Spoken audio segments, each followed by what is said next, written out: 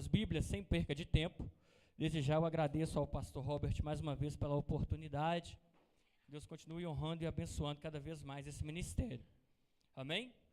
Queiram abrir vossas Bíblias no livro de 1 Reis, capítulo de número 18. 1 Reis 18, versículo de número 38. Graças a Deus, Deus é maravilhoso. Aleluias. Quem encontrou diz amém. Quem não encontrou, diga espere por mim. Aleluias. 1 Reis, capítulo 18, versículo de número 38. Graças a Deus. Leiamos. A Bíblia vai dizer da seguinte maneira, 1 Reis, capítulo 18, verso 38. Então caiu fogo do Senhor e consumiu o holocausto, a lenha, as pedras e o pó, e ainda lambeu a água que estava na valeta. Somente até aí. Pode tomar o teu assento dando glória. Graças a Deus, aleluias. Igreja, o texto a qual lemos agora vai nos dizer sobre um homem chamado Acabe. Acabe agora, juntamente com Elias, entendemos que Acabe, no capítulo 16, ao verso 19, 29 a seguir, Acabe agora começa a reinar sobre Samaria. Acabe agora vai fazer, a Bíblia diz, que o que é mal perante aos olhos do Senhor. Eu começo a entender que todo aquele que faz o que é mal em um reinado que o próprio Deus o confia perante do Senhor, ele está sujeito também às diversas cobranças que o próprio céu se entrega de fazer sobre a vida dele. Porque toda vez que Deus te dá algo para assumir na tua mão, é porque Ele já confiou em você, é porque Ele acreditou em você, é porque Ele sabe da tua capacidade. Então, uma vez que nós nos apartamos do Senhor, nós estamos abrindo um espaço para que a cobrança dEle venha sobre a nossa vida. Perceba que agora, no capítulo de número 17, a Bíblia vai dizer que Elias, o profeta da época, agora vai se achegar até esse rei e vai dizer: olha, sobre a minha palavra, segundo a minha palavra, não haverá chuva mediante Samaria nos próximos anos. Eu começo a entender um seguinte paradoxo dentro desse texto. O que é isso?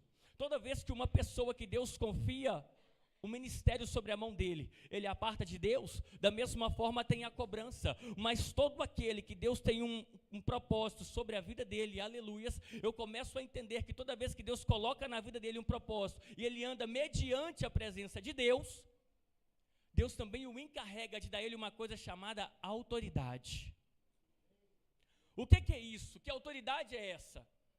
Autoridade é essa que nós possamos entender que agora você vai ver que a Bíblia vai dizer que segundo a minha palavra, isso é o próprio profeta dizendo a um rei, mas um rei que tem o teu posto, mas um rei que não assume o posto como deveria ser assumido. Então você vai ver agora o próprio Deus o encarregando de o corrigir. E toda vez que Deus traz alguém para nos corrigir, nós temos que ter uma coisa chamada atenção. Por quê? Porque a correção não é uma coisa que massageia o nosso ego. A correção é uma coisa que ninguém aceita. A correção, aleluias, é uma coisa que todo mundo se trava, todo mundo se tranca. Isso é psíquico. Até porque estudos vão dizer que uma pessoa, um exemplo rápido, quando limpa um certo ambiente, se você já chegar colocando defeito em algo que está sujo, automaticamente ela já se tranca. Mas se você primeiramente elogiar o que foi feito para depois falar o que faltou, automaticamente ela aceita. Então agora o que nós vamos ver dentro da Bíblia é isso. É um profeta chegando diante de um rei que faz tudo errado e o corrigindo. Só que esse rei agora, ele vai pegar essa palavra, ele não vai gostar. Só que a Bíblia vai dizer que em versículos abaixo, o próprio Senhor vai dizer para Elias: Elias, agora eu preciso que você vá para Sarepta, porque ainda que falta água, ainda que falta comida, ainda que falta alimento, lá em Sarepta vai ter uma viúva, e você vai se achegar a essa viúva, e quando você se achegar a essa viúva, você vai pedir a ela o alimento. Mas como assim? Eu não estou entendendo. Outrora, o profeta vai dizer para o rei: olha, vai faltar água durante vários anos.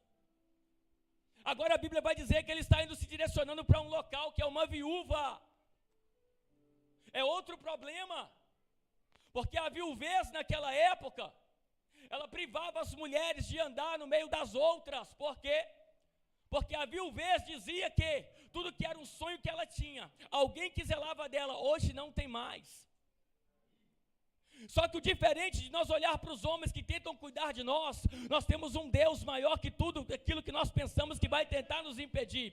E diferente daquilo que nós pensamos que um dia pode tentar te travar, pode tentar te parar, existe um Deus que já abriu o céu para você dizendo: olha, o ministério que eu coloquei na tua mão, não foi homem que tirou, foi eu que coloquei. O ministério que eu confiei para você, não foi pastor que levantou, porque o ministério que pastor levanta, ele mesmo tira. Ministério que pastor coloca, ele mesmo toma, mas ministério que o próprio Deus confia, tá para nascer diabo no céu e capeta na terra, que tira você da presença de Deus. Você pode dar um glória a Deus por isso aí, meu irmão? Aleluias! Olha, agora vamos ver que Elias está lá em Sarepta, alimentado por uma viúva. Isso mesmo. Mas a condição da viúva também não era boa. Mas aonde que vai um profeta, ali também vai a presença. Aonde que vai um profeta, ali também vai a presença, entenda isso. A Bíblia vai dizer que ele vai chegar, ele vai se aproximar daquela viúva. A Bíblia não fala o nome, mas ele vai falar: olha, eu preciso de água. Ela vai falar: tem pouca. Mas quando você trazer, traz para mim também um bolo cozido. Ela vai falar: não, tudo que eu tenho é muito pouco. Eu vou fazer para mim e para os meus filhos, e morramos logo após. Mas o interessante é que a palavra do profeta também veio a essa mulher. E olha o que ela vai dizer. Aleluias. Quando ele chega até ela, ela está catando gravetos. Mas ele vai dizer para ela: que tenho eu contigo. Ela disse a ele: que tenho eu contigo, varão de Deus. Ele vai dizer: olha, vieste a mim trazer a memória dos meus pecados e para fazer morrer eu e meu filho? Ele disse: não, dá-me o teu filho. Outrora o homem estava sendo alimentado pela viúva, agora o que ela tinha de mais precioso estava morto. Mas só que quando esse homem vai pedir a ela o alimento, ele se depara com esse problema. Ou seja, talvez no seu maior problema, Deus ainda vai te usar para estender a mão para alguém também que está precisando. Talvez diante da tua dificuldade, Deus vai te usar para abençoar alguém também que está precisando. Talvez da tua maior luta, você ainda vai ser combustível para alguém que está precisando. Então não desista por um problema que tu está passando. Não desista pela falta que tem ou que está havendo, não. Porque o Deus que te prometeu é um Deus que garante, é um Deus que sustenta, é um Deus que livra, é um Deus que capacita. Então, se você está entendendo essa mensagem, levante a tua mão e enche essa casa de glória. Aleluia! Oh, Deus maravilhoso! Irmão, quando agora Elias está sobre aquela residência, aquela casa, podemos ver que mais um milagre acontece. A Bíblia vai dizer que ele vai pegar a criança, vai aproximar dela e 3 vezes vai clamar ao Senhor. E quando ele clama, o Espírito retoma a criança. Aqui estamos vendo dentro da Bíblia, mas a tua palavra também tem poder. Talvez você pense: olha, eu até estou na presença, mas eu me sinto fraco. Não. A palavra que Deus ordena para você nessa noite é: seja forte, corajoso, tem de bom ânimo, porque aquele que te prometeu, ele é fiel para cumprir. Aquele que te prometeu, ele não te abandona no meio do caminho. Aquele que te prometeu, ele vai contigo no começo, no meio e no fim. Sabe por quê? Porque Deus é um Deus de obra completa. Deus não é um Deus que começa um projeto e termina no meio. Se Ele colocou o sonho no teu coração, Ele também capacita financiador para caminhar com você do começo, do meio ao fim. Ele capacita. Você vai ver que agora, quando Elias, pulando um pouco o texto, porque o horário não me espera, ele vai regressar para ver Acabe. E quando ele regressa, ele vai chegar a Acabe e vai dizer: olha, de fato, não haverá mais chuva.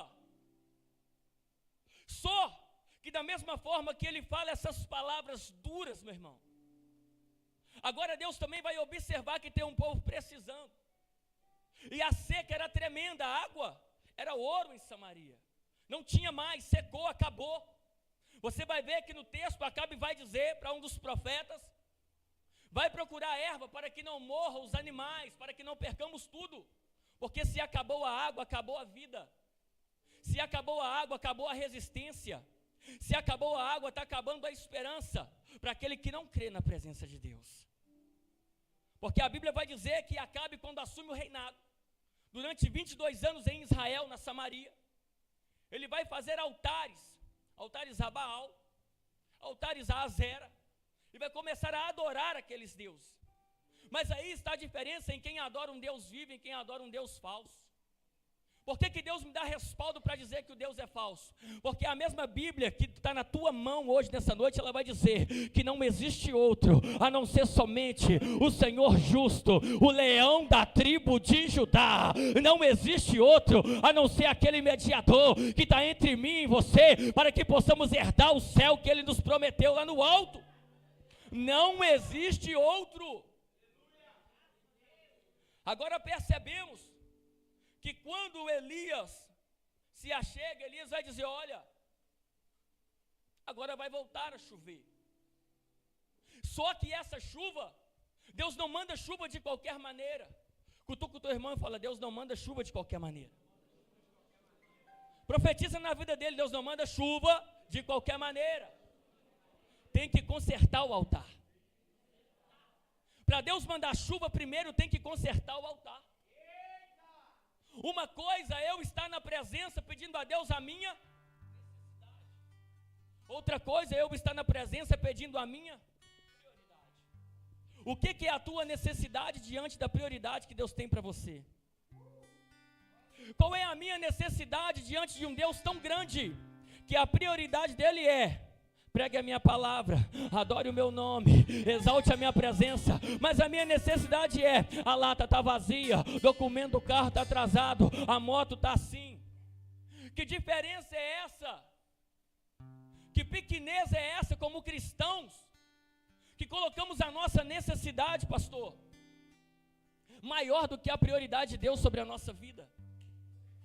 Que pensamento é esse de colocar o nosso problema, meu irmão, muito maior do que o tamanho de um Deus, que a Bíblia fala que a orla do teu vestido enche toda a terra? Que dúvida é essa que eu tenho de começar a pensar e até mesmo temer diante de um problema que está sobre mim? Mas quando eu me lembro que a promessa de Deus sobre a minha vida é: tu vai vencer, tu vai vencer, tu vai vencer, porque Ele é fiel para cumprir na nossa vida. Ele não é homem para que minta, nem filho do mesmo para que se arrependa. Se Ele prometeu, Ele vai cumprir. Deus não é Deus para deixar projeto de crente no meio do caminho. Eu estou pregando aqui hoje para pessoas inteligentes. Eu estou pregando aqui hoje para crente dentro dessa casa. Ei, está de cabeça baixa por quê? Está pensando negativo por quê? Se o mesmo Deus que te trouxe aqui está dizendo para você: olha, levante a cabeça, não desanima, levante a cabeça, não desanima. Ainda tem um caminho longo e extenso pela frente. Ainda tem um grande caminho. Você vai ver que quando Elias chega agora mediante, ele vai dizer: olha, não vai haver chuva enquanto não consertar o altar. Isso acontece muito com a gente. A gente pede Deus bênção, mas lá fora quer servir e andar de qualquer jeito. O altar não está consertado. A gente quer de Deus a vitória, mas quer estar com o altar do mesmo jeito. Por quê? Porque consertar o altar machuca. A gente quer ser curado, irmão Clésio, de uma enfermidade, porque cremos sim em um Deus que pode curar, mas o altar queremos estar da mesma maneira. Independente do nosso Deus que cura, que salva e liberta, Ele não libera água sobre a nossa vida se o altar não tiver consertado. Sabe por quê? Por muitas das vezes as bênçãos na nossa vida estão atrasadas. Sabe por quê? Os ministérios por muitas das vezes ficam engavetados. Sabe por quê? Por muitas das vezes as pessoas começam a querer desanimar. Porque nós deixamos de olhar para Cristo. Nós deixamos de olhar para a nossa prioridade. E começamos a olhar somente a nossa necessidade. A tua necessidade é capaz até mesmo de te tirar da presença. Para você olhar outrora para trás e dizer: nossa, um dia eu pregava, um dia eu também ministrava, um dia eu também orava. Que nada, você ainda ora, você ainda prega, você ainda busca. Não deixa o inimigo buzinar na tua cabeça algo que o céu já abriu sobre a tua vida e já derramou a graça e a bênção de Deus sobre a tua casa. Não deixa que o inimigo se levante contra a tua vida, de maneira que tenta estacionar o teu ministério. Não deixa não. Não deixa que o inimigo tente estacionar o que Deus colocou para você. Não deixa. Deus sabe do propósito que Ele tem para a vida de cada um aqui dentro.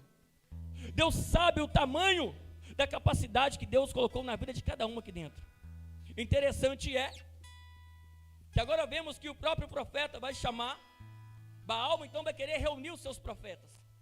E quando ele reúne, a Bíblia vai dizer que ele vai reunir 450 de um, 400 de outro. E vai subir até o monte. Quando ele sobe até o monte, Elias também sobe lá. A diferença entre um adorador de verdade, entre um adorador falso, é porque o Salmo 91 me dá respaldo para dizer que 1000 cairão ao teu lado e 10.000 à tua direita, mas tu não serás atingido. É 400 de um lado, é 450 do outro. Olha, mas o profeta está no meio. Ele não olha a quantidade, ele olha para aquele que é digno e prometeu para ele: ó Senhor, eu posso estar até assustado, mas eu sei que o Deus que está aqui me dá respaldo para vencer toda essa profetada falsa. Eu sei que o Senhor me capacita para vencer tudo aquilo que não é da tua presença. O próprio Deus te dá respaldo para isso. Mas aonde que está ligado o teu pensamento? Tudo que é ligado na terra será ligado no... Mas não é a terra que rege o céu, e sim o céu que rege a terra. Porque às vezes nós queremos as coisas terrenas e esquecemos de ligar o nosso pensamento no alto dos céus. Por isso que tem bênção travada há muito tempo, irmão Demar. Por isso que tem vitória travada, parada no mundo espiritual há muito tempo. Porque nós não entendemos isso até hoje. Porque eu quero essa bênção, eu quero isso, eu preciso disso, mas eu esqueço de agradecer. Buscai ao reino dos céus, e todas as coisas, e a sua justiça, e todas as coisas vos serão. Buscai os reinos dos céus, e a sua justiça, e todas as coisas vos serão. Então o que Ele quer de nós? Buscai primeiramente a prioridade, é o reino. Qual está sendo a nossa prioridade nessa noite? O que eu tenho priorizado nessa noite? O que eu tenho feito para o meu Senhor nessa noite? O que eu tenho entregado para o meu Senhor nessa noite? O que eu tenho feito de melhor, varão, para entregar para o Senhor? Não responda para mim. Busca lá no teu intelecto aquilo que você necessita de mudar. Talvez temos vergonha até mesmo de confessar para alguém o nosso erro. Sim, entendemos, mas confesse para Deus. Entra lá no teu quarto, fecha a porta, clame ao Senhor em oculto e em secreto Ele te responderá. Perceba que agora, após subirem ao monte, quando Elias começa a observar, Elias vai chamar o teu moço e vai dizer: olha, agora vai chover em Samaria. A mesma hora que o homem dá uma palavra que não vai chover, Deus também o capacita para dizer que também vai chover. O problema é que chuva não cai em altar de qualquer maneira. Porque primeiro temos que colocar a lenha. Primeiro temos que organizar o altar. Trazer as 12 pedras, organizar o altar, colocar lenha, trazer o novilho, oferecer ao Senhor e assim clamar a Deus. E assim Elias fez. Porém, Acabe está do outro lado observando. E a Bíblia vai dizer que agora esses homens começam a se ferirem entre si. Olha a grandeza do teu Deus. Outrora você está cercado de inimigos, mas da mesma porção que estão te cercando, Deus te separa e diz: não, aqui ninguém toca, é a menininha dos meus olhos, aqui ninguém levanta, pois aqui eu cuido, aqui ninguém põe a mão, porque aqui eu tenho promessa, aqui ninguém derruba, porque aqui eu já sei o futuro. Sabe o que é isso, meu irmão? Isso é um próprio Deus cuidando de você. E por mais que Ele ainda tenha cuidado, nós ainda queremos mais e mais e mais, os seres humanos que somos. Mas uma coisa é você trazer a lenha e pedir para Deus colocar o fogo.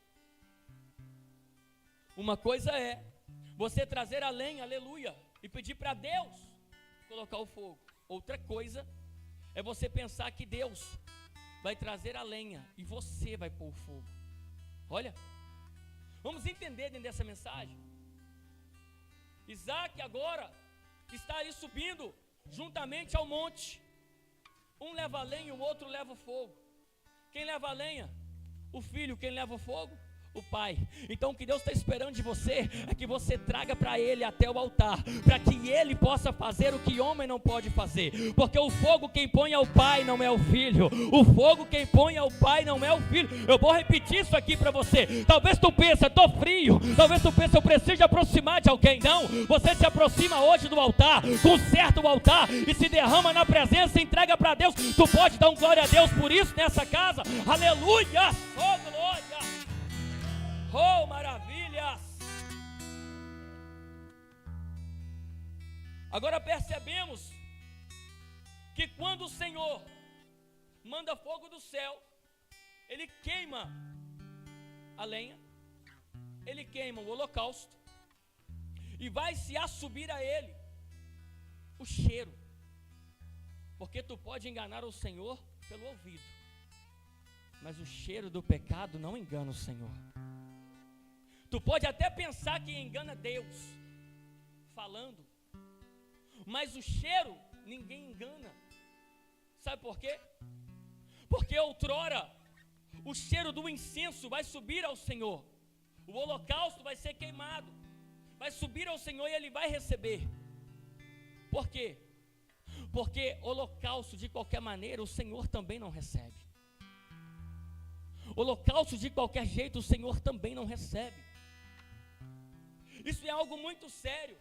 E quando Ele recebe o holocausto, a Bíblia vai dizer que Ele manda fogo. E quando Ele manda fogo, ali automaticamente lambe toda a água que estava ao redor do altar. Só que agora, entramos dentro do versículo 38, a qual vai dizer que então caiu o fogo do Senhor e consumiu o holocausto, a lenha, as pedras, o pó, e ainda lambeu a água que estava na valeta. O que é isso, igreja? Isso é eu entender que como Deus não manda água de qualquer maneira, não manda água para altar de qualquer maneira. Primeiramente temos que organizar o que nós queremos de Deus. Se organiza, porque Deus não é um Deus que faz de qualquer jeito. Deus não é um Deus que vai fazer de qualquer maneira o milagre acontecer sobre a tua casa, sobre a tua vida, não. Deus é um Deus que vai muito além. Deus é um Deus que você está aqui hoje, Ele já conhece a tua peleja, a tua luta. E nem por isso podemos querer desistir no meio do caminho. Entendemos que agora, quando esse Deus, Ele consegue mandar o fogo e lamber toda a água, Ele vai dizer, olha, para o servo dele, vai e olha se tem alguma nuvem. A Bíblia vai dizer que o teu servo vai pela primeira vez e volta, Elias, não tem nada. Ele vai pela segunda, Elias, não tem nada. Vai, olha de novo, talvez tu não está olhando, aleluia. Ele olha, não tem nada, e assim sucessivamente fez até a sétima vez. Mas quando ele fez pela sétima vez, a Bíblia vai dizer que ele se aproxima, ele vai olhar e vai dizer, meu servo, eu vejo uma pequena nuvem do tamanho da mão de um homem, mas esse é o sinal de a tua chuva vai descer. Eu vejo uma pequena nuvem do tamanho da mão de um homem. Mas esse é o sinal que a tua chuva vai descer. Vai chover, vai chover. Abre as comportas do céu e vai chover, vai chover.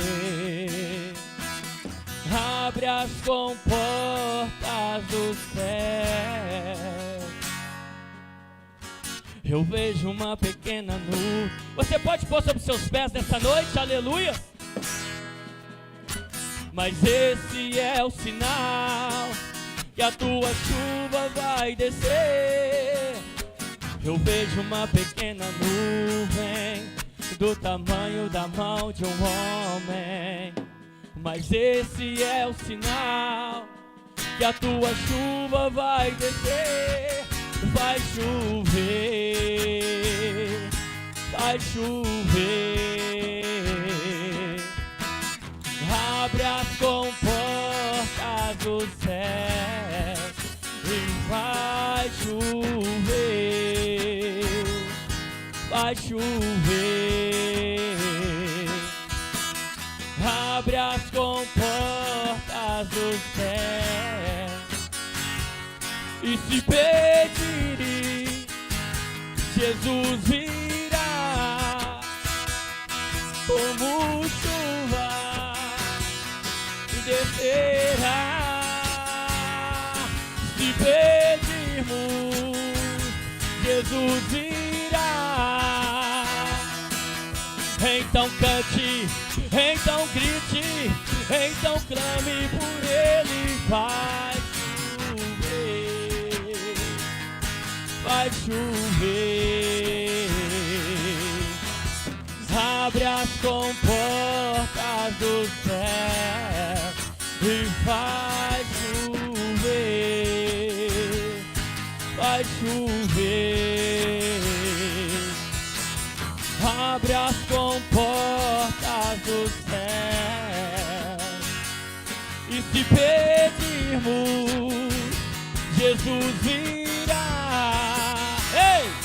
Como chuva e o quê? Se pedirmos, Jesus virá. Como chuva, ei! E descerá. Vai chover, vai chover. Abre as comportas do céu e vai chover, vai chover. Abre as comportas do céu. Quando você clama a presença de um Deus, você está dizendo para todo o inferno: olha, eu cancelo toda cilada, eu cancelo toda armadilha, porque aquele que prometeu garante, aquele que prometeu garante, e nenhuma ferramenta preparada contra ti há de prevalecer. Nenhuma ferramenta, igreja. É nenhuma ferramenta, é nenhuma ferramenta. Eita, Deus maravilhoso. Que nós possamos entender dentro dessa palavra que ainda que tudo possa estar acabado aos nossos olhos, existe um Deus que jamais desistiu de você. O teu projeto está nas mãos de Deus. A tua vida sentimental está nas mãos de Deus. O teu ministério está nas mãos de Deus. Tudo aquilo que para você não tem mais jeito, o teu trabalho está nas mãos de Deus. O teu casamento, o teu financeiro, o teu sentimental. Aleluia!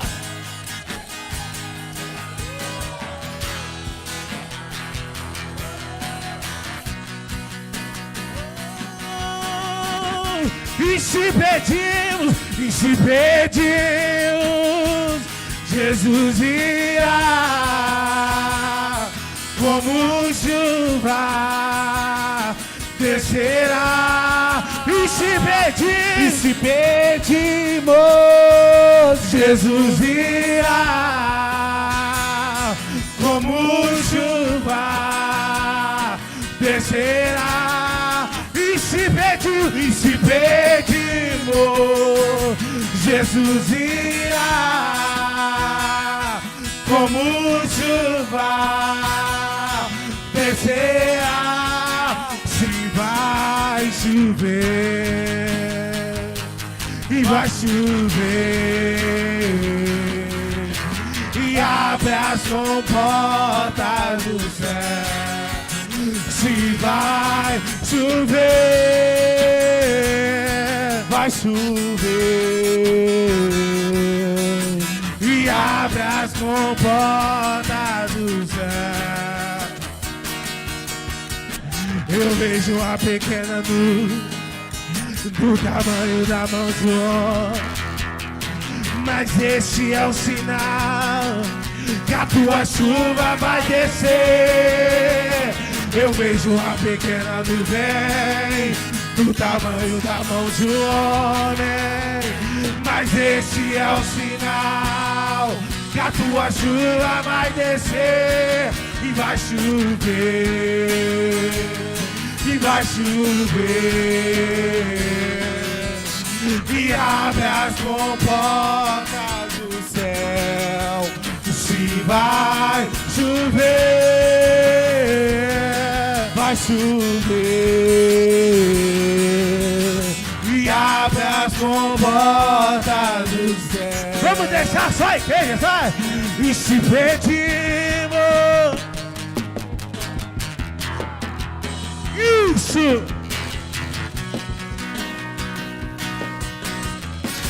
Pode por força aí, vai! E se pedimos, Jesus irá, como chuva descerá. Pra terminar, vai! E se pedimos, como chuva, ele descerá.